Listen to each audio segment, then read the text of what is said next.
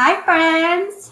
Thank you so much for joining us. I am super excited to bring you all another panel. And this one is so different than anything that we've done before. We really want July to be that month of power. So you hear those phrases often like step into your power and own your worth. But what do they really mean and how do you do it?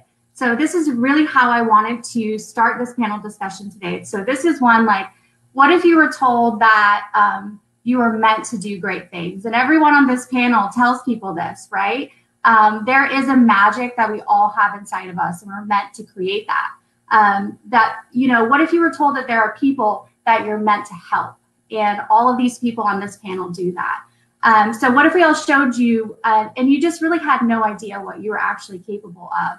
So that's really why we're doing this Step Into Your Power panel. And I'm so excited to bring our guest. So the very first guest I want to introduce is Aaron Ludin, and I'm not sure that he actually needs a full introduction. So Aaron, say hi, but obviously he's big, local in our real estate community. Aaron is kind of, you first started your career with Cutco Knives, right? And that's kind of how you got into the real estate. And later owning his own business, Branding Co., and now the owner, publisher of Real Producers. Aaron really works super hard and provides such a collaborative space for our real estate community.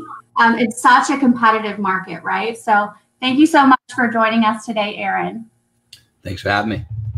Absolutely. And then we have the Ted, Aaron with his beautiful smile. Again, another one that needs no intro. Ted has worked in all facets of real estate and now business development rep with Freedom Mortgage, but he is most well known for the TED Show, right? And the TED Show, his very charismatic and lovable nature. He is a true connector in our community. He's recently started TED's Community, if I'm not mistaken. And that really is going more into helping people and helping businesses and kind of pushing other leaders forward. And so we're so fortunate to have you today, Ted. Thank you. I'm excited to be here, honored. Definitely. And then Tom Martin. So Tom has been in real estate for nearly 20 years. And Tom really, in the last 7 years, was in more of a leadership role. And in that leadership role, he's coached and mentored many, many agents to grow their business. He took an office from number 17 to number 1 in a short 2.5 years, if I'm not mistaken, Tom. Yep. And incredible. Yeah. So my first conversation with Tom was he didn't even want to talk about real estate. It was like, I love helping coach and mentor people to grow their business. And this is why we are so fortunate to have him today on this power panel. So thanks for joining us, Tom. Appreciate the opportunity. Thank you. Definitely. And then Tobi. So Tobi, I know you probably need no intro either. But really what you've done, Tobi, is incredible, right? You've been coaching salespeople and sales leaders for over 20 years. You've coached thousands of top achievers and not just real estate, but in corporate America. And before really starting your own firm, Life is a Ladder, just 2 years ago, which it seems like I see you everywhere. So kudos to you on growing and developing that business coaching program. So thanks for being here. Thank you. Thanks for the great intro and happy to be here. Definitely. So we're just going to dig right, go straight in. So from these intro, we have some incredible people, all that are leading from their heart with their mission to serve others. We know that this is what truly drives them. So let's learn a little bit more about how they got here and what really shifted them into this movement of, serving and creating leadership and stepping into their power. So I'm going to start with Aaron. I'm going to kick off with, finding your superpower isn't easy, right? So tell us, what do you define as your true superpower? And maybe tell us a little bit about that moment in life where it really clicked and you were like, I am where I'm supposed to be and I'm doing exactly what I'm supposed to be doing. Sure. I would say, like, for me, I've always felt like my superpower is resilience. It's just having a certain level of resilience to be able to know that I can conquer whatever life, business, like anything throws at me. And knowing that, there's going to be challenges. A lot of people, they spend their life like trying to avoid their challenge. They want to like try to steer clear of all challenges. And I've always been one to believe in growing yourself bigger than your challenges, not trying to avoid them, and just learning to become bigger than whatever challenges are in your path. So I really take a lot of strength in just knowing there's a level of resilience. And then I would also say is speaking. Like I've always felt like somehow the impact that I'm going to make on the world has to do with using my voice. And that comes from the standpoint of like, even being a little kid, my mom getting compliments of like, he speaks really well at like 2 or 3. I've, spoken on stages for tens of thousands of people, probably a few 100,000 people over the last 15 years. And I'm still always learning with it, but I'm very comfortable at using my voice. And if you want to go as far as even the name Aaron, like translates to messenger of God, like I'm not religious, but Aaron spoke for Moses. There's a lot of overlaps from whatever angle you want to look at it. So I've always felt like my superpower, it's not like being amazing or anything like that. It's just simply knowing that I have the ability to use my voice to have energy that will impact other people, and just using the voice as a median to do so, to transfer that energy to other people. Does that make sense? Absolutely. And if you guys can't feel his passion about it through the screen, right? So, and I love that. You made it very simple with resilience and speaking. A lot of people think superpower has to be this crazy big thing. Can you share a moment in your life where it really what was that moment where it clicked? Did you have a speech, or was it like you felt super powerful in that moment? You're like, this is it. I wouldn't say there was ever just like a single moment, but there have been moments that were impactful as a speaker, depending on how you want to define that. I wouldn't say that there was like a moment where like I'm supposed to speak, but there have been moments that were impactful where I knew I was able to impact a room, or I was able to move an audience, or I was given the privilege of just being able to lead a discussion or facilitate a discussion, and feeling like the energy coming back, knowing that it's being reciprocated, and knowing that other people are having the similar experience. I would say for me has been really impactful. I mean, shit's right in front of me. So like I can think of like, for example, I remember being brand new in Cutco and sitting in one of my first conferences, and the person gave such an impactful keynote speech that I remember thinking like, someday I want to do so much stuff that I get to pass it on like this guy did. And it was like 7 years later, I was doing the exact same thing at the exact same conference. So some of these top moments that come full circle, I would say, are definitely impactful. And I keep like small little reminders of things, but I wouldn't say that there was like one moment where it was like, okay, this is it. Does that make sense? Yeah, no, definitely. So it's just kind of accumulation and building that confidence. So Ted, going into you, same question. What do you think is your superpower, and when did you really kind of hone into that and discover? Was there a moment, or was it a cycle or a circle, kind of like Aaron? I love this question. I think that my superpower, listening, is definitely one of them, because I believe that one of the things that makes me unique, or my superpower, is that I have heard feedback. I make people feel like they're really being listened to, and that they're my only focus. I am present with people. And I think that has allowed me to build such amazing relationships, because I think listening is an underrated thing. People don't listen. We were talking about it earlier before we went live. I want to listen to my guests. And so listening doesn't mean waiting for the next response so you can respond. And I think that me being authentic and kind of sharing all of my craziness that I've been through in my life also allows people to feel like they can talk to me and can come to me. I'm an empath, if you believe in that stuff. And I feel like I really can get in touch with how people are feeling. I think sincerity is a lost art too, and I feel like that it goes hand in hand with listening. Just because I listen to you, if I'm not sincere in my feelings back toward you, or trying to mirror it back and talk you through it, those two go hand in hand. And I think there's a moment in the show where at 700 plus shows, so blessed, and I did a show with my pastor at First Presbyterian, David Swanson, and Jim Hobart, who is a self-identified atheist. And I thought, I can have a conversation and let these two people speak. And it was so powerful. And it wasn't because I'm powerful, but they both felt comfortable with me and felt like I created a safe environment for them. And at that moment, I'm like, I'm actually really good at this. And so it was really eye-opening for me. But yeah, I'd say listening. Listening is definitely my superpower. That's amazing. I love that. Listening is something that is incredible superpower. And again, how simple, right? So we all have something inside of us that is our superpower that can make other people feel important or influence other people. And it can be as simple as being a good listener. And that's kind of what propelled the TED Show. So I love that. Thank you. Love it. Tobi, same question for you. Tell me kind of something, what is your superpower? And was there a moment, especially when you shifted to your own coaching business, right? You really had a ton of confidence to jump right into that and start coaching others.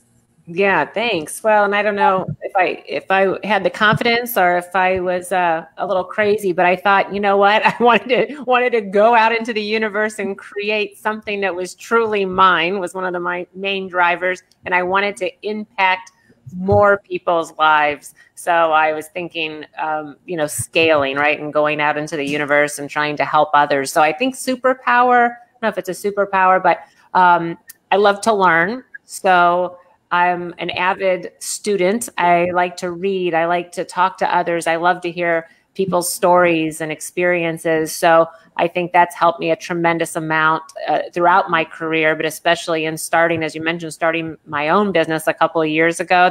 I'm learning things every day, still am. So I enjoy that process of learning. So I'd say that's a big one. And with that learning and that drive and that desire to learn and to educate myself, I'm also humble. I think I'm another trait that I have that goes hand in hand with that is I'm never too big on myself or to have too much experience, or never in a point in my life where I'm not afraid to admit that I don't know something or reach out and get the counsel of someone else. So I always say in my coaching, and it's an honor to be able to work with people along their journey. But I learn from my clients, from my coaching clients, as much as I'm helping them. I'm sure the other coaches feel the same way. You learn things from other people and hearing their stories. So yeah, I think being open to learning new things is probably my superpower. Amazing. I love that. And I love that you're like a student for life. You continue to learn and then share that with your clients. So that's an amazing superpower. No, I know you feel the same way, Amanda, because I'm always watching and reading everything that you post, and I know you're the same way. Thank you. Tom, tell me, sorry to go last. You probably have some of those same superpowers. You can share the same one, but tell us what is yours? Yeah, I like to take all three of theirs and just put them together, right? So I kind of look at it and go, all right, what do others think of me that I've been able to make an impact and an influence on them? So then I look at it that way. Sometimes we don't know our own potential. Others have to really kind of go, you're this guy, you're that individual, you can do this. I think one of those superpowers that I have is take action quickly. And I'm very, very hungry, humble, and smart. And when you put those three combinations together, I think you got an ideal team player. And there is a book on that called The Ideal Team Player. And I've learned through so many mistakes that being very humble is the key to connecting with people. Seeking first to understand. I'm a very, very high dominant behavior, actually 99 on the DISC profile. So I have a hard time sitting there listening, like Ted's good at that. But I do know I seek first to understand. And I think by connecting to the individual in front of me by stories, I can make actually an impact because I can build trust. I feel I got a great power of building trust quickly through my own story. Dr. Bernie, I was going to say maybe it's storytelling. Storytelling is a superpower. It is definitely something that a lot of people don't have, and storytelling is an incredible ability. Yeah, again, you just picked that up for me. So connecting with others, seeking first to understand, and really coming from a place of sincerity and being authentic is key. And I believe I've been gifted with an opportunity also to connect people. So Amazing. Was there a moment that you were like, this is where I'm supposed to be, and this is exactly what I'm supposed to be doing? Yeah, when somebody kind of stood in front of me and said, listen, you don't know what you're saying no to. Don't be so ignorant to the fact that there's many opportunities in front of you that you're not opening your eyes to. Stop and listen and take the opportunity to run with it. So it was that individual that really stopped me. And then I never thought I was a person of influence at all. At all. He did. And it's made me who I am today. So others is really what impacted me about 7 years ago when he said, open your eyes. Aaron's laughing because he knows. I was there, man. Not in the conversation, but I remember seeing it all happen. Yeah. Wow, I love that. How powerful is that, right? And many people that are listening, and that's the whole point of doing this, is explaining that a lot of us have a superpower within us, and you don't even see your own potential. And sometimes it takes a mentor or someone else to really help pull it out. But again, how simple: storytelling, humbleness, things like that, listening and resiliency. Like, those are incredible superpowers, and we all have that in us. So honing in is so important. Thanks for sharing those stories. So we're going to go on to question 2. So there's such a high demand, and I think you touched on this, Tom. I love the book, Humble, Hungry, Smarts. And we talk about smarts, we're talking about emotional intelligence, not necessarily the intellect, right? There's such a high demand for technical skills in our world to really build credibility. But the soft skills are what's huge and so powerful. Those social skills, especially now more than ever, learning to connect with people, social awareness, empathy, all those fun words. So tell us what a major role in developing those skills have played in your life, and how important self-development, self-improvement is, and really harnessing that inner power. I'm going to start with you, Tom. We'll go back around the other way. So that's an awesome question. I had a privilege of having a coach. Her name was Debbie Fratt, and she's a coach on fierce conversations. And let me tell you, she's had many fierce conversations with me. So there is a book called Emotional Intelligence 2.0. I took the test on that, and I come to realize I need to just kind of and listen. So I think that being an avid learner, being learning-based and being coachable is a key to influencing others. And you don't have to know everything. You can learn from others. You can make many mistakes, and you can just continue on. When you try to act like you know it all, that's when there's going to be issues, and that's when you create that separation of you lose your validity. I reference books a lot because I became a really avid reader 6.5 years ago, and Emotional Intelligence 2.0 and those fierce conversations has put me into a position where I am today to recognize, step back, think, how can I contribute for them, not for me? I love that. So you're just a fierce learner. Delving deep into that self-development is so important. Tobi, from your perspective, what have you done, or what tools have you used to really dig deeper into those soft skills? Because it sounds like you have to talk to people every day, right? You're coaching them on something that's so important. So, funny story I'll tell, in keeping with the theme of Tom's storytelling. So I tell the story, and it's very true, that 25 years ago, I had a business mentor of mine.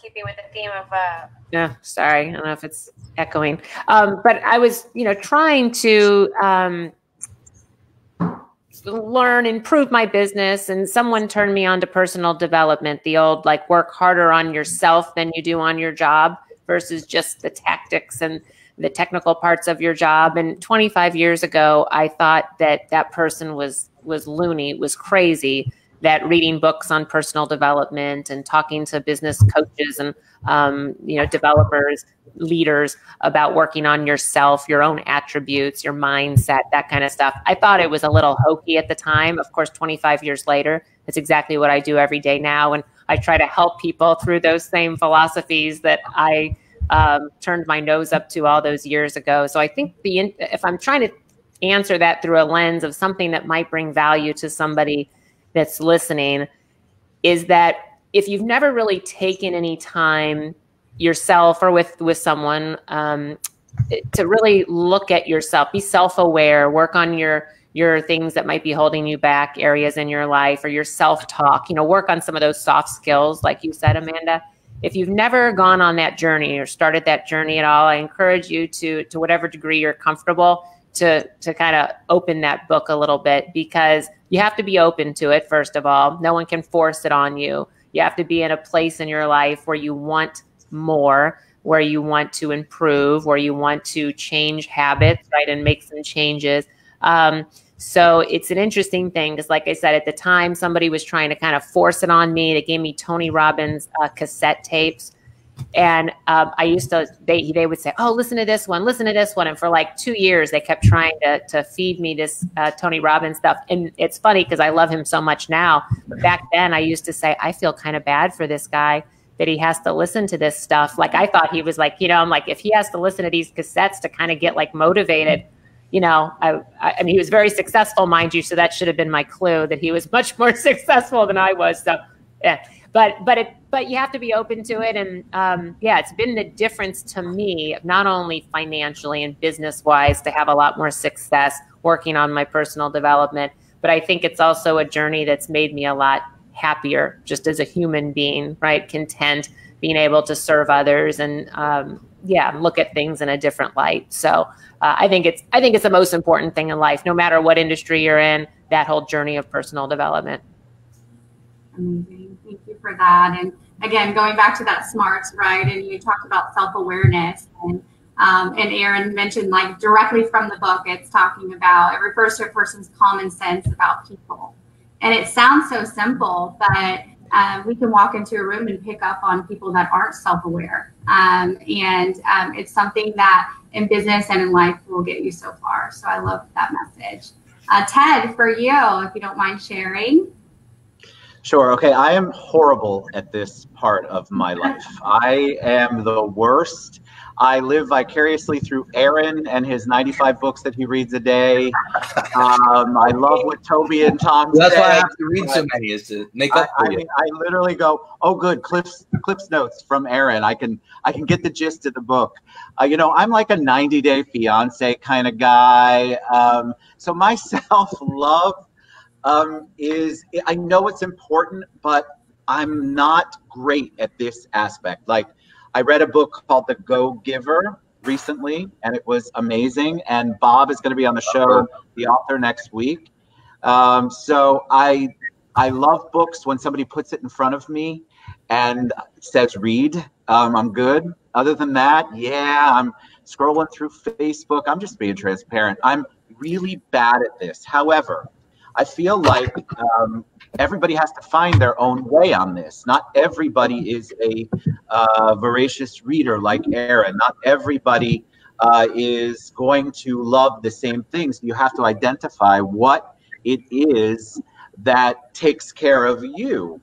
And for me, it's mostly downtime with my family, downtime with friends, people I love. I love people, so being around people feeds me. Probably something psychologically wrong with me, Amanda, because it's probably diagnosable. But that kind of stuff is what really gets me. I love to hear stories when Tobi shared hers, and Tom and Aaron. Those motivate me internally. But I don't have a good self-love protocol right now. And I just want to encourage anybody who's out there, because I talk to people and they say, self-love, I don't even know what that is. Look, it could be a massage. It could be spending time with your favorite friend at a restaurant over cocktails or coffee. You have to kind of find what it is and not allow everybody else to define it for you. But I love to hear stories like Aaron, Tom, and Tobi and Aaron's reading motivate me. And I just think that you have to figure out what it is best for you. And for me, it's any kind of relaxation, and I call it mindless TV or mindless YouTube watching or mindless, I call it the ticky-tock, mindless TikTok.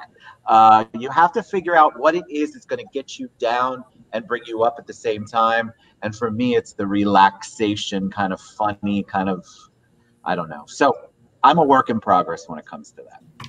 I love that. So Aaron gives you the Cliff Notes version, which is perfect. Fantastic. I've read, how many books have we read this year, Aaron? I forgot. I think we're on 18 or 19 so far. Thank God. I've got 18 or 19 books. Funny, the ideal player was just this week. So you can find my Cliff Notes on Tom's book, maybe like a few books back. Oh my God. So good. But I mean, again, it's that, you know, a lot of people think self-development is just reading, right? We have to read all these books and read all of this stuff. And it's not necessarily like, even for me, I call myself a high functioning introvert. Like I'm out and talking to a lot of people. For me, self-development is at home. You know, I need quiet time, and that's kind of like my thing. So I totally feel you as well. I'll probably have a podcast going on in the background, so that's a little different, but that's the same boat. Aaron, we already know your answer. If I need a good book to read, we know whose page to go to. He's, you know, you're motivating people daily with your quotes and things from your book. So we appreciate you so much. We actually had somebody put a comment that they were looking for some recommendations on books. So if any of you guys want to share in the comments when this is over, would be great. But Aaron, when, you know, for you, when did personal development really start? You know, was it when you were back in sales and, you know, you're using it at such a high level now for us? I just want to know, when did that start, and was it a progression that you were so into reading, or did that really just start recently? Well, I was a reader as a little kid. Like I read all the classics and whatnot when I was really little. My grandma like got me really into reading. She's a voracious reader. But when I started selling Cutco at 17 years old, they started to immerse me in the personal development, and I hired my first life coach when I was 18. So I was, I think, a freshman in college at the time. Maybe it was even like the summer after my senior year of high school, about to be a freshman. But I started work with Hal Elrod as a life coach, and I started doing regular coaching calls. And he went on to write, you know, 30-something best-selling books, The Miracle Morning, like all sorts of amazing things. But I look back at a lot of the elements that I'm using every day, a lot of the mentalities and mindsets and strategies and habits that I have right now. I often forget how many of them were just ingrained in me at such a young age, at 18, 19 years old, by a really phenomenal coach that at the time was like 23, 24 years old. So, you know, people joke about the 20-something-year-old life coach, but I hired the 20-something-year-old life coach when I was 18, and it made a massive impact on my life. And so, so I think that that's really what got me started. But one of my really good friends and mentors, Greg Reed, he's a prolific writer, and he always says that if you've ever read the book 3 Feet from Gold, he says that you'll be the same person 5 years from now, except for the people you meet and the books that you read. And so I've always really believed that. And when it comes to expanding my network and growing the people I meet and the books that I read, like, I don't know if you can tell, but, you know, there's a handful of bookshelves. There's probably a few hundred books just sitting around me, and I read them all, you know, and it's really important to me. And so many years ago, one of my good friends, John Wasserman, he spoke at a conference about how the year he decided to read 50 books, he took on this 50-book challenge, and he said it totally transformed his life. And he talked about all the areas of his life that changed: his business, his health, his finance, all these areas. And the commitment to doing those books was really like the thing, just like some people commit to running a marathon, you know, to get their health better. It's not whether or not they're a great marathon runner. It's like moving them in the right direction. Right? Goals are only there to give you direction. So I set this goal to read 50 books in a year. And honestly, I had no clue if it was possible. I decided that I'd also listen. Like, I count listening. So sorry if anyone thinks that's cheating, but they're my rules. So play your own game, you know. But I wanted to finish 50 books a year. And I wanted to actually like do it, not just like BS. So I started to commit all my extra time. Like, I'd wake up early and start reading. All this extra time was found to try to finish. When I probably would have been filling my time with other stuff. And the first year I ended up reading 63 or finishing 63 books. And that's when I realized, like, holy crap, if I really pushed it, like, I really could commit to learning. And so every year for the last 6 years, I've consumed at least 50 books a year. And I've made it really a point of mine because, again, you'll be the same person in 5 years, except for the people you meet in the books that you read. Well, I've read 300 books the last 6 years. And so for me, it's not to brag. It's just because for me, I'm able to grow and get maybe 50 years worth of experience in 15 is my goal. It might not always happen that way. There's still things that have to be learned from actually falling on your face, but I get to pick up a lot from the people around me, and I get to bring a lot to the people around me who aren't consuming as much. And so this year alone, like I had a brain injury in January. I was set back. I was in the hospital for 21 days. And so I didn't read almost any books for the first 4 months of the year. And honestly, I was like, well, I've read 50 books a year for 6 years. Like, it's good. It's good. Like everyone, I had a brain injury. People were like, well, forgive me. It's okay. It's like good. And then all of a sudden I just realized, you know what, screw that. Like, I'm going to still finish 50 books this year. I don't really care. I don't know what's going to take, but it probably will take a pandemic and a quarantine for me to finish 50 books. But I've done like 3 books this week, and I'm just like, I'm immersed in it. And so that's really like what I focus on is consuming and filling my mind with the right inspiration, the right stimulation to be able to get the ideas from the people I want to be like and emulating. And hopefully it rubs off a little bit. And luckily, I can say, like in my 31 years and the last being in business since I was 17, I can say that being addicted to personal development has been the difference maker in a ton of my personal successes and experiences, for sure. That's a book too, Difference Maker. Yeah. Oh yeah, that's a great one. But you guys, his superpower is resiliency, right? He's like, screw that, I'm going to do it anyway, and pushes through. So I love that. And again, you don't have to be a big reader. I'm a listener too, and it's crazy the way your mind thinks. And if you're listening and kind of doing something else at the same time, you pick up on exactly what you need to hear, even in those little moments of just listening to a book or listening to a podcast. So thank you guys for sharing on that. I'm going to jump into the next question. So, power is definitely like pushing through fear, right? That scary word, but getting it done and kind of massively leveling up. All of this like seems to require an incredible amount of confidence, or most think so anyway, right? But it comes in so many different forms. There's quiet confidence, that in your face type of confidence. How have you built and maintained your confidence? And, confidence and power having kind of a negative stigma and kind of being out there. How have you been able to overcome that? Let go of any negative thoughts surrounding power and confidence to give other people encouragement to grasp their superpower. I'm going to actually start with you, Tobi, on that one. So I think you said something that was spot on, Amanda, about having confidence and surrounding yourself with people that support you and that see things in you, maybe when you don't even see them in yourself. I think that's really important. The self-talk, the whole conversation around literally what we think about, what we tell ourselves about what we're able to achieve, or what we tell ourselves about what we deserve in life. These are all really important things that are directly tied to our confidence, which is directly tied to our willingness to go out and try new things and take risks. So for me personally, I can tell you, starting my own business, being a solopreneur out on my own after leaving corporate America, if anyone can relate, where they used to get a paycheck in their bank account every couple of weeks, and then that paycheck doesn't come anymore, and you're out there making it happen yourself. Totally, I'll be the first one to admit, and I think all of us on this call, in this podcast would agree, one of the things we all have in common is we're all very open and transparent about our journeys, and I don't pull any punches. I'm the first to say that it totally shook my confidence when I first went out on my own, because I expected things. So there again, maybe somebody listening, this will resonate with. I expected things to look a certain way because of my experience and my work ethic and what I had done up until a certain point. So when I went off in this new endeavor, I thought, by golly, I knew exactly what was going to happen, and it was going to go X, Y, Z. It was going to look a certain way, sound a certain way. Needless to say, it did not at all. And it was great. And it's been a great journey, and it still is. But I had to be willing to say, to be flexible, and to say, just because it didn't end up looking exactly like I wanted, that was okay. But it did shake my confidence. And that's one of those things, I think, that for me anyways, is a constant thing to work on. There again, even though I'm helping others, that's a big piece of what a business coach can do, is help someone and with their confidence.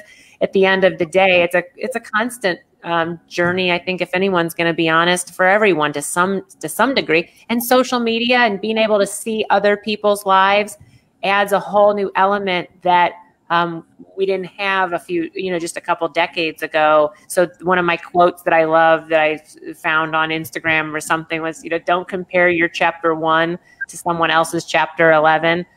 And that's easy to say. It's simple, right? It doesn't mean it's easy, but it's a constant, just focusing on what you can do, knowing that if you take the right actions and you care about helping other people and you're doing all the right things, having a trust and a faith that everything will work out like it's supposed to work out. So I believe that things are, I believe in serendipity and things happening, kind of unfolding as they should. So for me, that gives me a lot of confidence too. That's amazing. And going back to Tony Robbins, one of his favorite quotes is, when you turn your expectations into appreciation, your life forever changes. That's one of my favorite ones, right? Because we all have those expectations, and I teach my team that every day is you're expecting them to react in a certain way. You've already set that up. So just live as it is and appreciate it as it is. So I love that message. Ted, for you, just kind of, you have an insatiable confidence, and we love watching you. And, but what does that word really mean to you? And, how have you been able to maintain and hang on to that confidence? And is it really something you struggle with? I love this question, but nobody's ever asked me that before. I definitely am a confident person. I've said this before live, I was a child abuse victim. But I was blessed with so many mentors around me that I was able to figure out as I grew who to gravitate toward. And so even at an early age, I remember surrounding myself with adults who I felt were on my side, in my corner, in my circle, that were there to help me. So I learned from them how to be confident even when the world is telling you you're a piece of whatever and you're not good enough and you're not doing what you're supposed to do.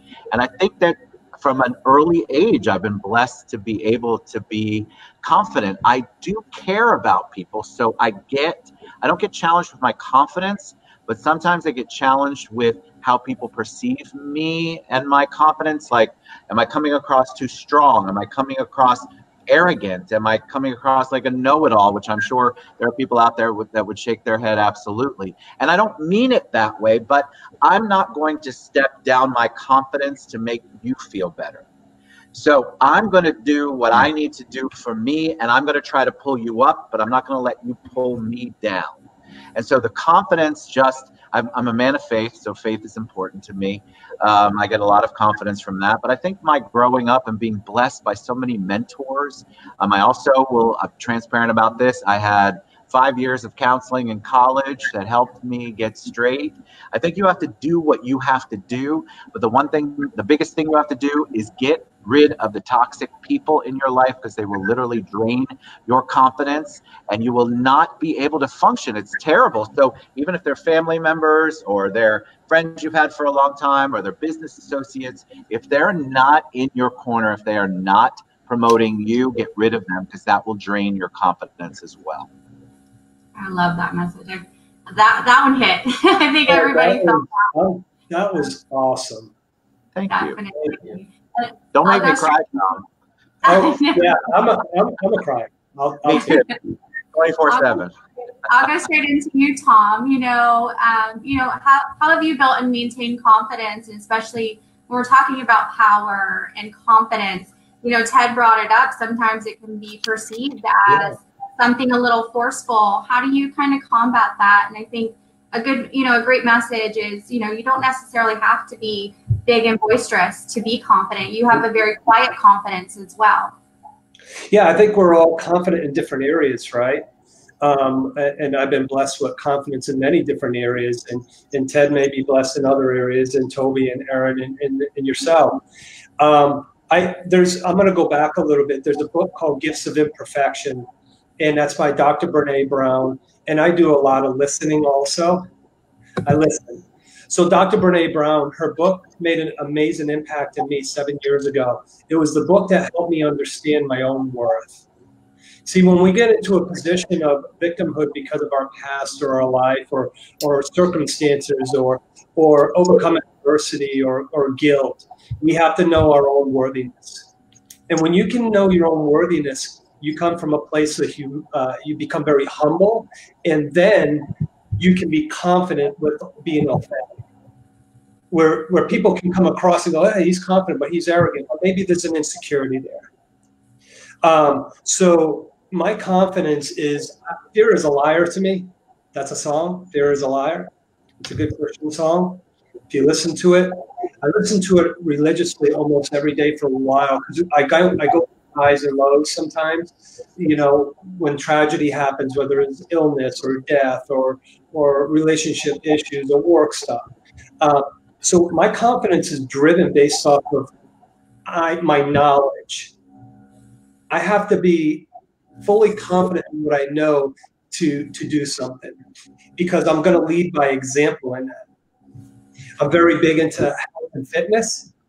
And if I go to the gym and I need someone to get me into a different level of conditioning, I'm not going to hire someone that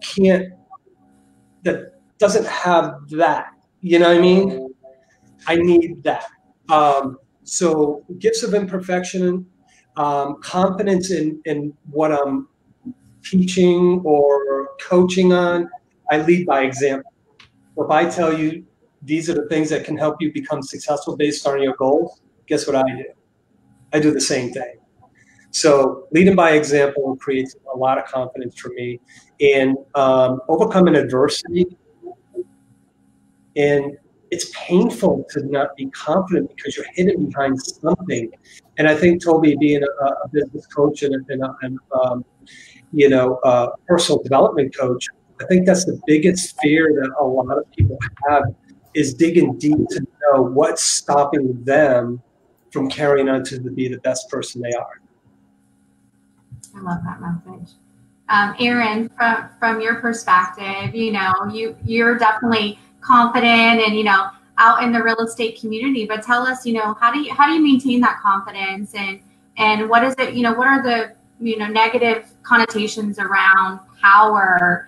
And I'm sure you get some of that, right? Because a lot of what you do and a lot of the things that you do to connect people is not necessarily, you're not making money off of it. You do it because you love it. And, what do you get some sort of connotations around that to maintain your confidence to keep pushing forward? Well, that's an interesting question for sure. I would say that I draw a lot of confidence from the feedback I get from other people, and I think a lot of people overlook that, whether it's my partners, whether it's the agents that attend our events. Obviously, I see the agents coming to things and interacting with things, and that alone is enough feedback, I guess I'd say. People wouldn't be coming and they wouldn't be engaging and they wouldn't leave with smiles on their face and things like that if it wasn't working. But I would say that the feedback from our partners is really important. And a lot of them, to be frank, we work with about 60 partners, and a lot of them, they're so busy in what they're doing and they have such a expectation.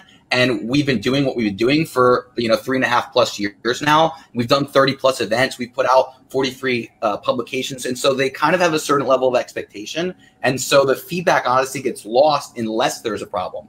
People don't reach out to me and say, "Hey, I love this month's issue. I love that last event," that often, but they will reach out to me if they have an issue with something. And so even though I take a lot of confidence in knowing the majority of our people are happy, the only people I usually actually hear from is the one person that's not that month, or the one person that has, something. And so I try to take a lot of confidence in realizing and just looking back at feedback, looking back at moments. I've got things on my wall, there's a drawn cartoon of our Orpies. So I can look and see the people in the room. I can look at experiences and things that have happened and draw a lot of confidence and resilience from remembering what's happened, I guess you'd say. But it is a challenge, because with power comes responsibility and also come a lot of assumptions. And so I know for a fact that sometimes trying to step into my power will come off as brash. It will come off as arrogant. It will come off overconfident. It will come off as cocky. In fact, even when it's not, I'm not saying I've never been that. I definitely have. But even when I'm not being cocky or arrogant or the negative things, people whose confidence is really low, people who have like a really low threshold for confidence, they tend to be repelled by other people's confidence, so much so that even though, for example, Ted's a perfect example because he's never offensive. He's not as brash as I would be. Like, I am polarizing. Ted's really not.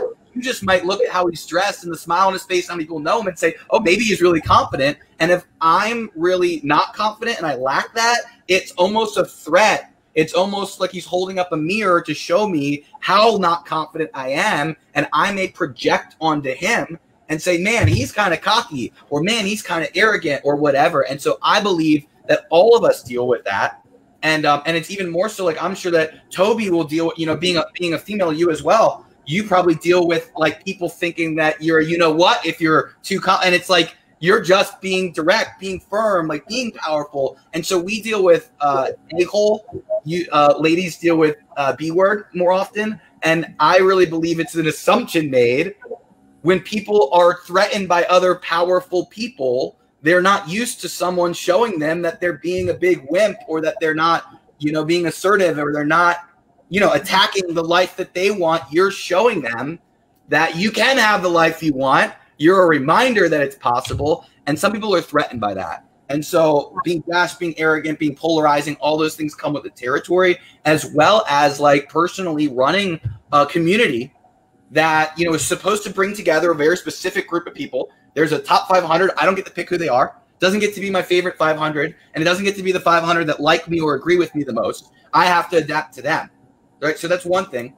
The second thing is I have to keep all my partners happy, and those people change. And I have to protect the platform. So like, there are people who sometimes like I'll butt heads with simply because my job is to keep this thing moving and growing on behalf of the people that rely on it, the agents that expect it, the partners that expect it. So I don't have a lot of tolerance for anything that's a threat to the growth or the effectiveness of what we're doing. And so sometimes that is like cutting ties with a former partner. Sometimes that is cutting someone off and not hang out with them socially, because as much as I want to not mix social and business, my business is 100% social.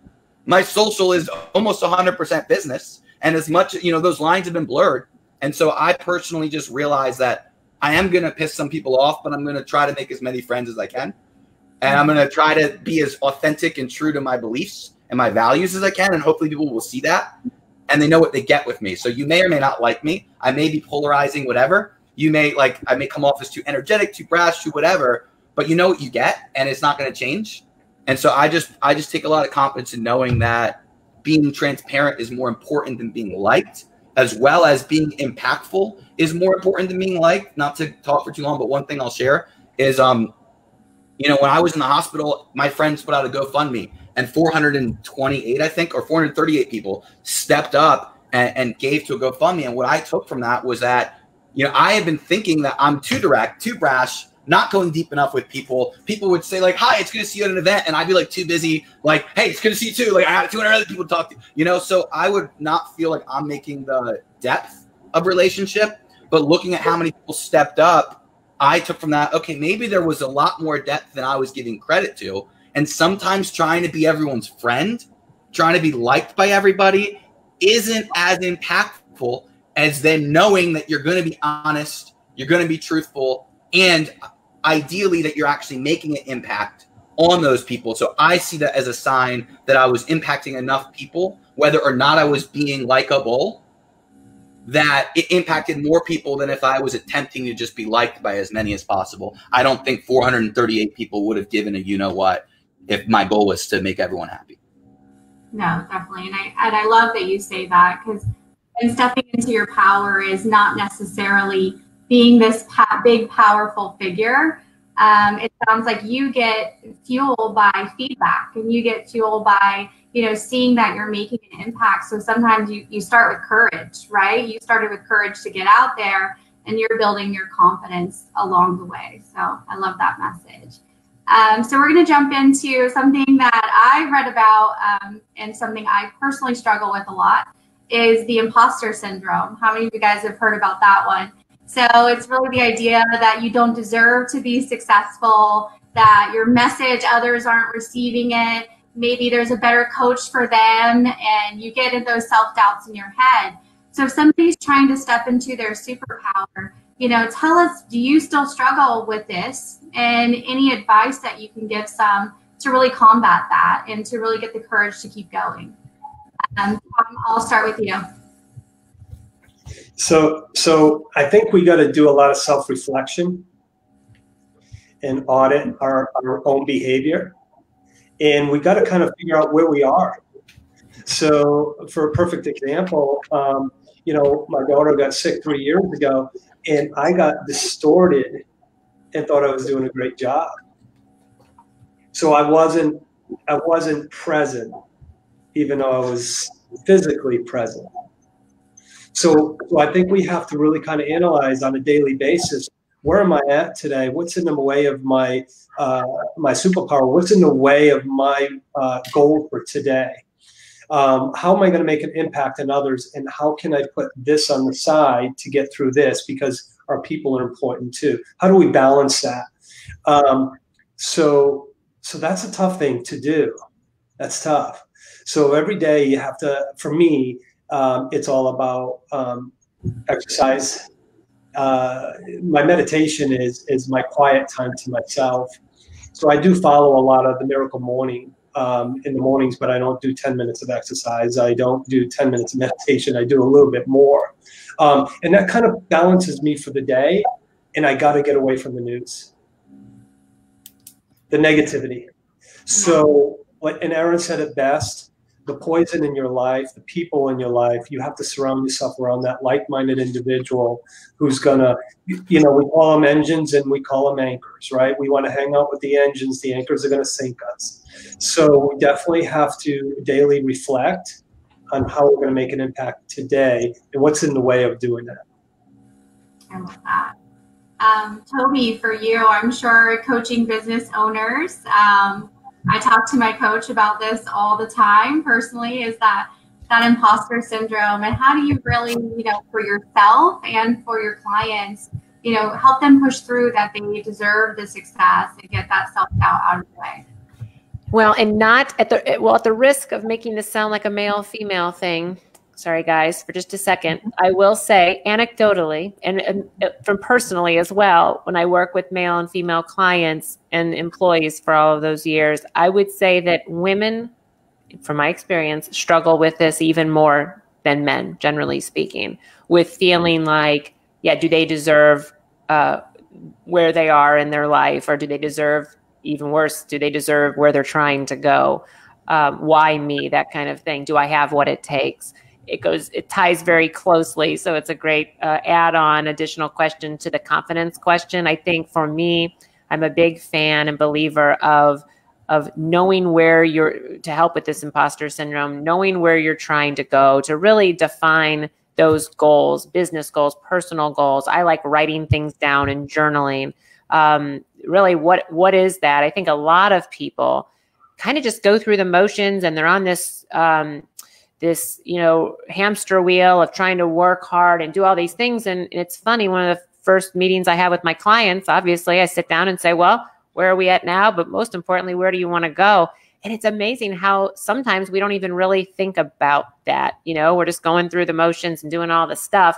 And it's like, what are you trying to achieve? So I think if someone's listening and they feel maybe like they're not confident or their footing's a little off, I would say, start writing down very specifically to where you want to go. Where do you see yourself? That journey of development, climbing. I named my company Life is a Ladder as kind of tongue in cheek to imply that life is about climbing. Life is about a journey. It's not just holding on and just, you know, holding on for dear life and just maintaining. Hopefully everyone wants to go somewhere and wants to be better today than they were yesterday. I'll tell a really quick 60-second story. When I left my corporate career, and in my mind, one of the things I thought I'd be doing is every day speaking to large audiences, kind of like we've mentioned Tony Robbins' name a couple times, but Tony Robbins, Jim Rohn, Zig Ziglar, you know, some of these old forefathers of personal development. And I wanted to speak to the masses on stage. That's in my mind kind of how I envisioned that I'd be able to serve a lot of people. Well, anyways, I would go out, I still do, and I would tell people when I tried to describe what I was starting, I said, well, I'm going to have a business where I'll go out and speak about, you know, motivational topics and the journey of personal development. And sometimes people would say, oh, their only frame of reference would be Tony Robbins because he's so well known. They say, oh, well, you're trying to be like a female version of like Tony Robbins. And before I could say, well, yeah, not to compare myself to Tony Robbins, but yeah, in my mind, that's kind of a good, that's where I was trying to go, God willing, for the rest of my life. But before I could even say that, they'd say, oh, well, not like, you're trying to be like Tony Robbins, but of course, nothing like that big you could ever be, And I'm like, well, actually, yeah, I was going to say, yes, that is kind of where I know that's a crazy, ostentatious, crazy goal, but I think you have to have big goals, right? And who is someone else to say that your goal isn't a valid one, isn't a good one? So I think it's just everyone faces that. And I think going back to being convicted about what it is that you want and passionate about it and holding it sacred and near and dear to your heart, I think helps with the imposter syndrome. It helps with your confidence. And I think overall, it helps you with your happiness day to day, understanding that life is truly a journey. Life's not a destination. It's a journey. It's something that we're grateful to be enjoying every single day that we're on this planet. Definitely. And getting clear on your goals, how powerful is that? And getting clear on honing into what your superpower. It sounds so simple, and getting out of your own head. I love all those messages. So Ted, from your perspective, do you struggle with this imposter syndrome, and especially for people that are, honing into their superpower or want to really grasp hold of that? Do you have any messages for them to get at those limiting beliefs out of their way? I don't struggle with it. I know that probably sounds pompous, but I just don't. But I'm the oldest one in the group. And so many years of doing all of the things that you all are doing and working on and reading and engaging and absorbing, and I'm doing it vicariously through you, apparently. I don't feel that. I know myself. And maybe that is after, I'm 35, 36. After 55 years, I have realized that I am the best me. And honestly, that's what I want people to do. I want people to, but you can't do it if you're not in touch with yourself, if you are not transparent, if you're not authentic, if you're constantly comparing yourself to everybody on social media. If I want to be like Aaron or Tobi or Tom or Amanda, then I'm not focusing on what I want to do. And a lot of people don't even know, Amanda, when you ask them the question, what is it you want to do? What do you want to be? Where do you want to go? What impact do you want to make? They've never thought about it. And so they live in a world that has been defined early on or defined by someone else. And because it's a comfortable world, you sit in that world and you stagnate. You are constantly in the same place over and over and over again. And then you wonder why your life isn't moving like an Aaron or a Tobi or an Amanda or a Tom. And so what I encourage people to do is listen, you got to get in touch with you. If you're still the wounded 5-year-old that had a horrible childhood, or if you're the athlete who didn't get the scholarship that you wanted, or you didn't marry the person you want, or whatever it is that's holding you back, you got to figure out how to deal with that crap first. And you got to figure out how to make it so that that is not the anchor. Somebody said anchor earlier. That's not the anchor that's constantly holding you down and drowning you. And so I tell people authentic. I tell people I love them all the time. If that's not your thing, hug people. You just have to be real with people and with yourself. And there's no way to get past it or get to past the imposter level if you're not constantly working on not listening to all of those voices that you've had in your head for so long. I love that. And going back to listening, right? You said listening to yourself and getting really clear on where you want to go and what you want to do is so important. Aaron, I know this is something that you speak on a lot, and you definitely give a lot of advice to people on getting out of their own way. And that fear of success is a real thing. And any advice you can give to anyone listening that is afraid if they step into the superpower, what it might look like? That's a great question. Well, I can tell you what works for me. I'm not sure I have necessarily advice for the people that are afraid of it, but for me, I use really 3 things. It's anchors, symbols, and rituals. So like if you've ever been to Tony Robbins, since we're talking a lot about Tony, he helps install anchors in you. So if you've ever walked on fire, for example, which I'm guessing half this call at least has. He has you doing things that put you in a peak state that you may not remember. For those of you watching that have walked on fire, may not even think about this, but he installed an anchor in you that you can now access at any time if you put yourself back into the state. And so for me, if I'm about to get onto a stage, whether there's a few thousand people or whether there's 6 people, if I need to get excited, I'll go into the other room, I'll go into the back, and I'm straight up going, yes, yes, yes, just like I did right before I walked on fire, right? It's immediate though. Like it's ingrained. It's like the uploaded pattern that immediately I can tap into this state of resilience. And that only took like 3 seconds, not even a full second probably. So that's one like anchor. So anchors, there are things that you can anchor to that you can either, whether it's a song, maybe it's your pump up song, maybe it's your whatever, but that you can place the emotional feeling like a trigger essentially in a positive direction. And you can continue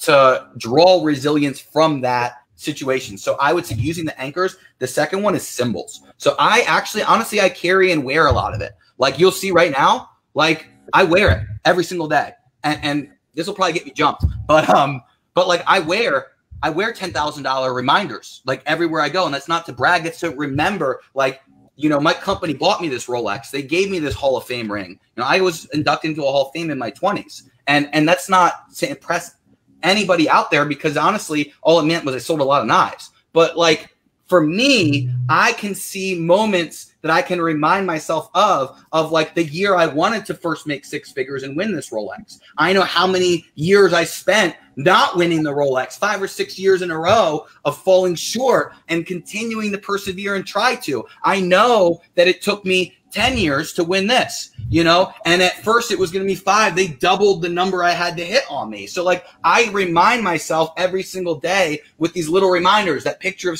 speaking, that, you know, even things like this is a Super Bowl football from when the Eagles won the Super Bowl. Like I know what it's like. I can remember what it's like to see a city that spent 60 something years wanting to celebrate something and actually being there on Broad Street 5 minutes after the whistle blows and watching people cry with their grandparents who spent their whole life.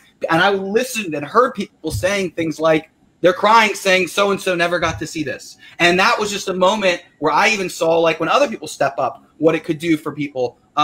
You know, a Hall of Fame trophy from the company. So all these little things I carry.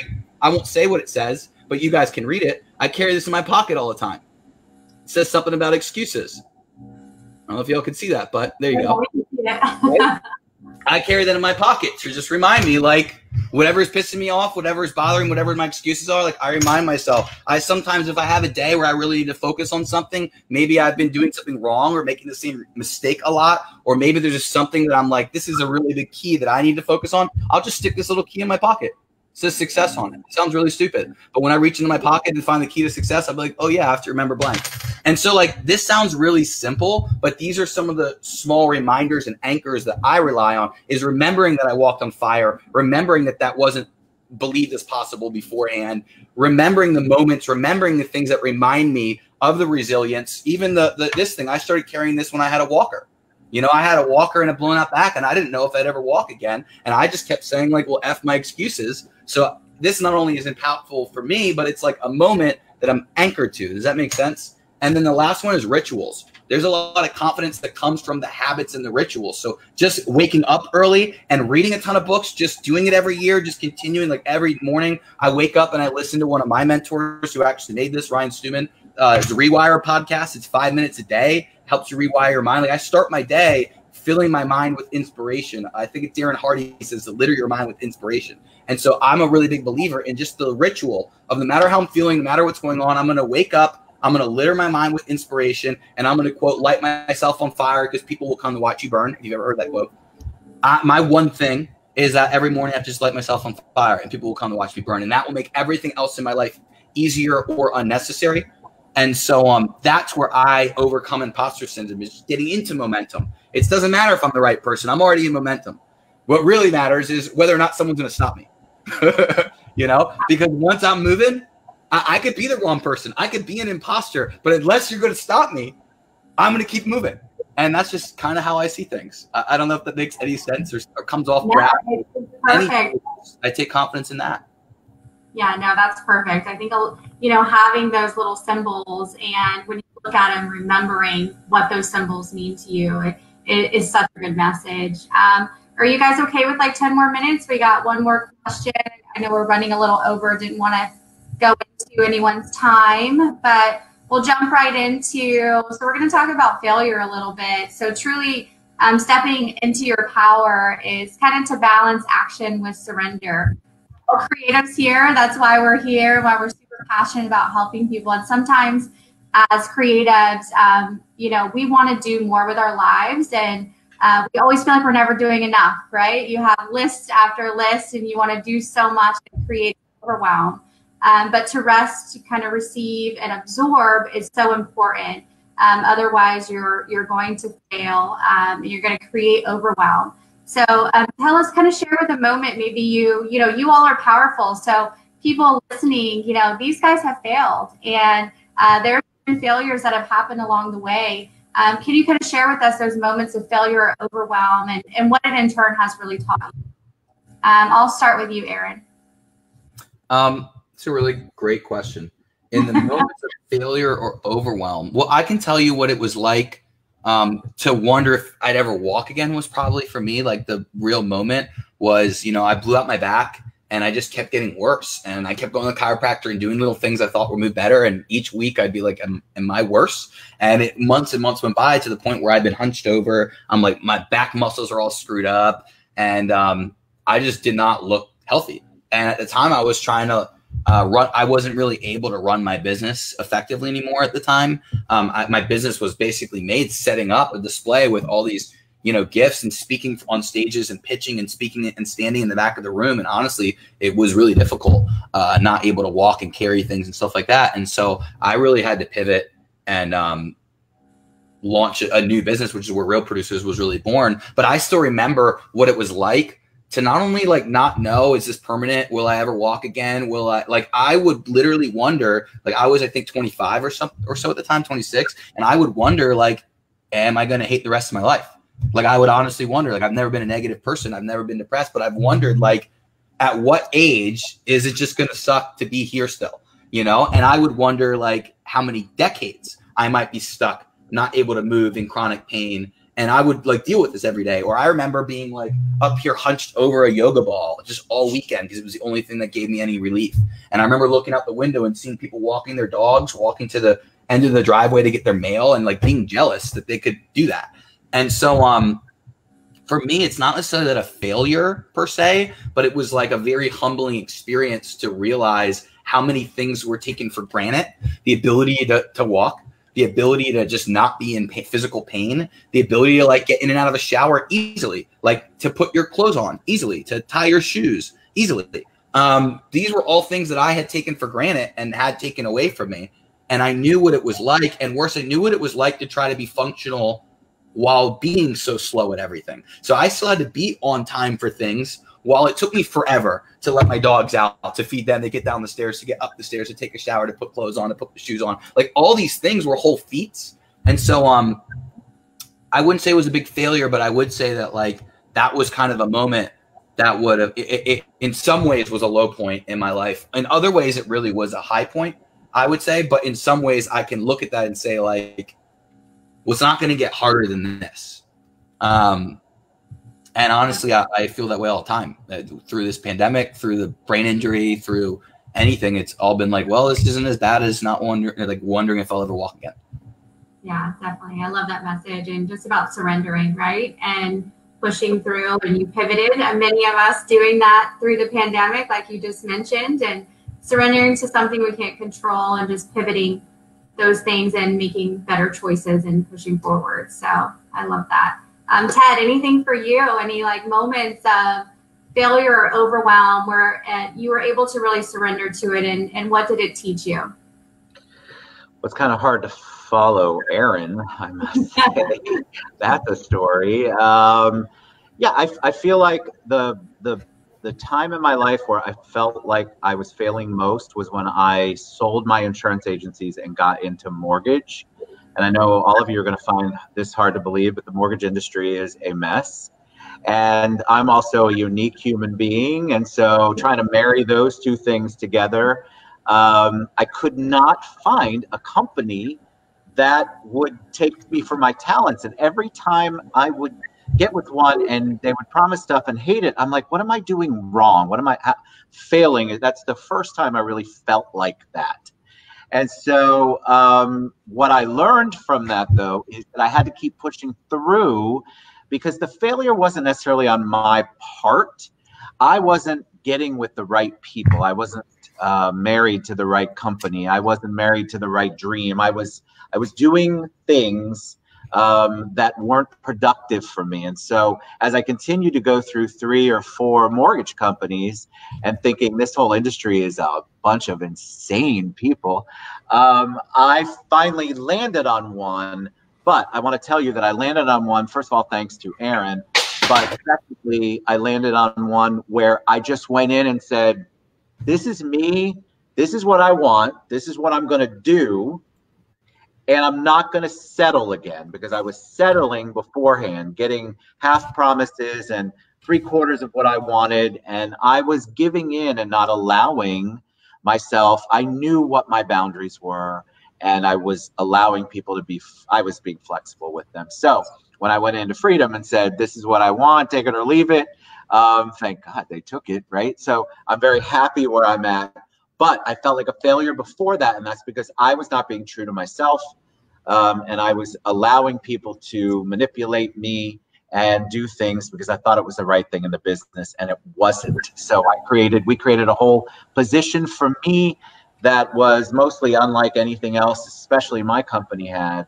But I would not have been able to do that if I hadn't failed so many times and got tired of it. Definitely. So knowing your worth, asking for what you want, right? Don't be scared to ask for it.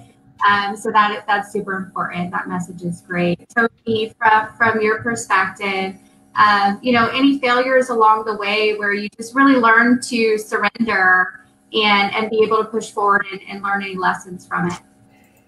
So now it's my turn to maybe sound, I don't know, like I have a little big ego or something, but, I'm hard pressed to ever think of a time that I have failed. That said, I've certainly made missteps. I've certainly, looking back, could have done things better or differently, made mistakes.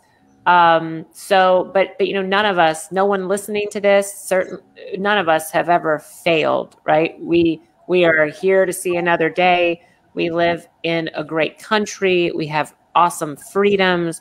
I'm sitting in a house that has air conditioning. I have food in my refrigerator. So there's nothing that's a failure, like I said, and that goes for everyone. It's about how I frame it, I guess, in my mind, the perspective. And that goes with, because I like to learn and just bring it full circle, I like to learn about other people's lives and how, like I said, compare and contrast of how grateful and how good that I have it. So at the time, sometimes it'll feel like, certainly if you don't land that client that you thought you were going to get, or you show someone 25 houses and you're a real estate agent and they end up signing a contract with someone else, certainly that can feel like a failure, like you did something. But I would tell you that have faith that it wasn't meant to be, that there's a greater plan. Some of the best things that can happen to us at the time seem devastating, but it could be one of those God's greatest gifts can be unanswered prayers kind of thing too. So definitely, I love that. I love, failure it's a crazy word, right? And I love saying you either win or you learn. And there's a really great book, because life is really all about lessons, and the Infinite Game by Simon Sinek, if you guys haven't read that one, about everything really being an infinite game. There is no win or lose, just playing for the long run. So Tom, from your perspective, anything lessons you've learned along the way, any way that you were able to overcome any obstacles, and any messages you can give to others who are kind of struggling with that? Yeah, Failing Forward, right? Another great book, right? Failing Forward. I look at a lot of the failures that I had as, like Tobi would say, missteps, right? So I know more than what others know that have already succeeded. That's what I thought. So when I started following systems, tools, and processes from our people who have succeeded at a high level before us, that was a huge learning opportunity for me to go, They already figured it out. Why are you trying to do it? Why are you trying to reinvent something?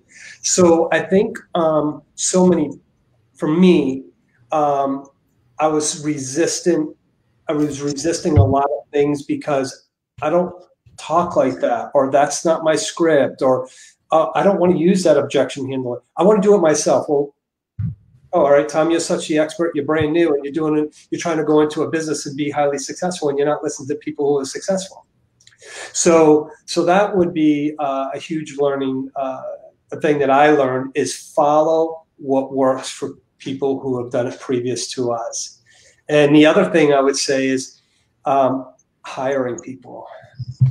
I like you. I'm going to hire you. Oh no, they're horrible. I got to get rid of them. I can't. I like them though. It's going to ruin a friendship. Follow the process. Check the references. I've made many bad hires, so I would say follow a process. Make sure they fit the role. You know what? You're a great person, and I love and respect you, but you're just not right for this. So, failed at that numerous times, because we hire based on our needs at the moment because we're anxious. Hire where they say, hire slow, fire fast. Make sure you have the right hire. So I failed that numerous times. So make sure you have the right hire, the right behavior for the right job. So 2 areas I would say that I failed at and learned valuable lessons. Definitely. I think many people listening can, that's speaking to them. It's definitely speaking to me as well on the hiring for sure. So thank you for that. So going into our last question, it's just really quick, and I appreciate all of your time. But can you leave the viewers today with just one piece of advice or one action step they can take to really push through that ceiling of limitation and begin to hone in and find that inner superpower or their inner purpose? Aaron, I'll start with you. Sorry, I'm trying to just unpackage that question. So okay. Say that one more time. What is one thing? Just one thing you can leave the viewers with, a piece of advice or an action step to really take to hone in, to find what their superpower is. Many people, don't even know they have it. They don't even know that they're capable of it. And you guys have really broken it down today to make it so simple as listening or resiliency. Any word of advice or action step? Yeah. I've got something. I would say that it's really not that's not necessarily the most important thing. I think a lot of people will get hung up on finding their superpower, determining their purpose, especially millennials. We've been given some terrible advice for a really long time. In fact, if you're watching this and there's still a chat box, y'all want to drop in the chat box if you agree with this. How many millennials out there have been told to follow their passion? How many people have said, follow your passion? Have you ever heard that, Amanda? Yes. Right? We've all heard it. Ted, Tobi, Tom, we've all heard it. Everyone's heard it, but millennials especially. I don't mean to say that everyone else hasn't heard it, but I think it's been beat through the heads of millennials is to follow your passion. And then what happens is millennials, especially in this era, they're really confused because they don't know what their passion is. They're a few years ago, they were passionate about drinking. Then they're passionate about, relationships. And then they're passionate about their new business. And now they're passionate about making money. And then they're passionate about, whatever the social issue of the day is. So their passions are constantly fluctuating and changing. But people are follow your passion. They're I don't even know what I'm passionate about. So here's the problem. I don't follow my passion. My passion follows me. And I'm a big believer that when you look around you in 360 degrees and you determine what direction you want to move in and you make a decision and you lock your mind on something and you decide, you move full force with as much speed and as much vigor towards that goal or that direction as you possibly can. And your passion will find you. People always ask me, how do you stay so motivated? I don't stay motivated. The key is to take action anyway.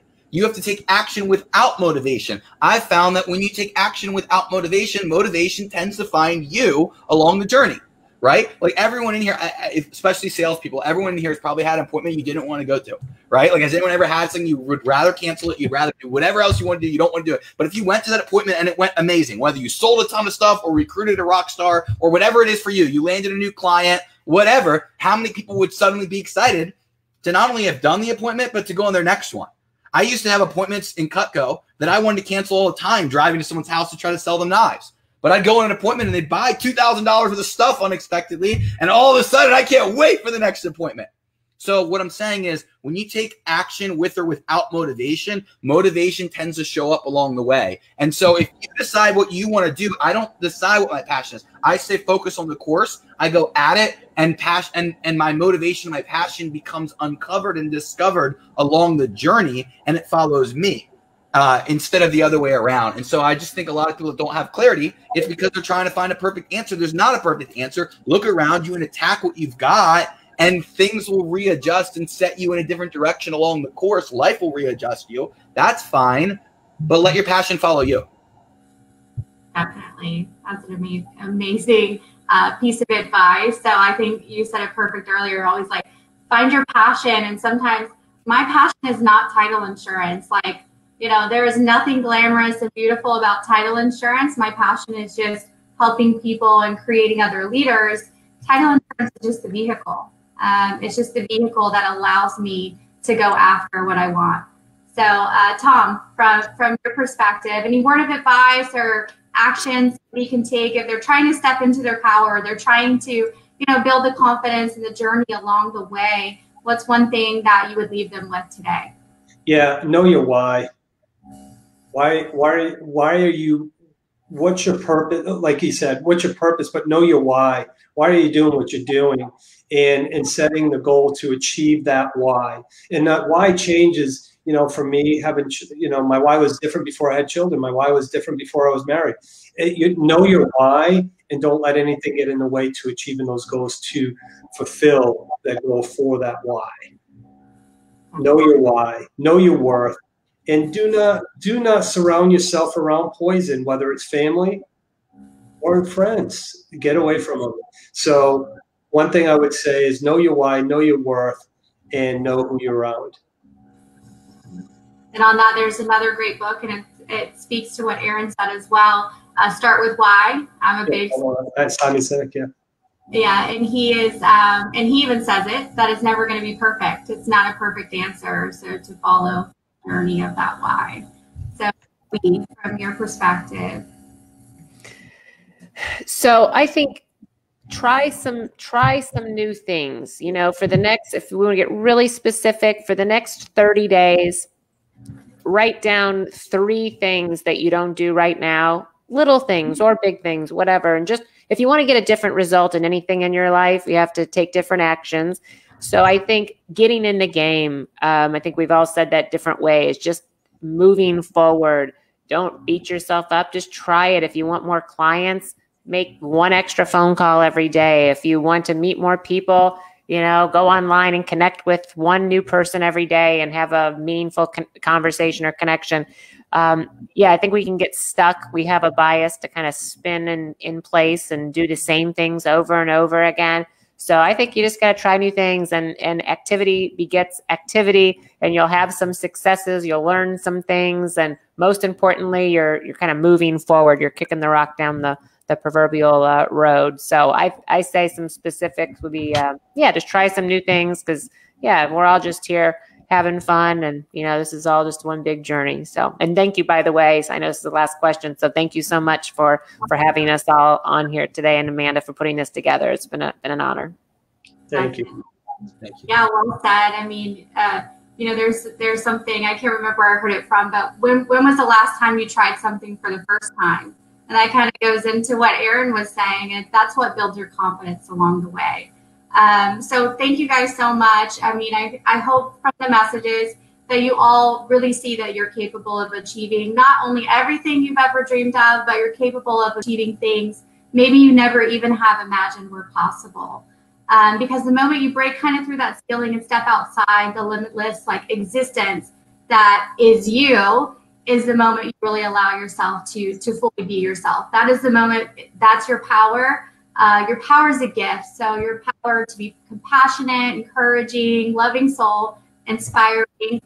So again, that's the magic. Step into it. Continue to follow mentors and leaders in the industry and see how they got there. thank you guys for tuning in, and we will be doing it again in another 2 weeks. So have another amazing panel. So have a great day, everyone. Thank you.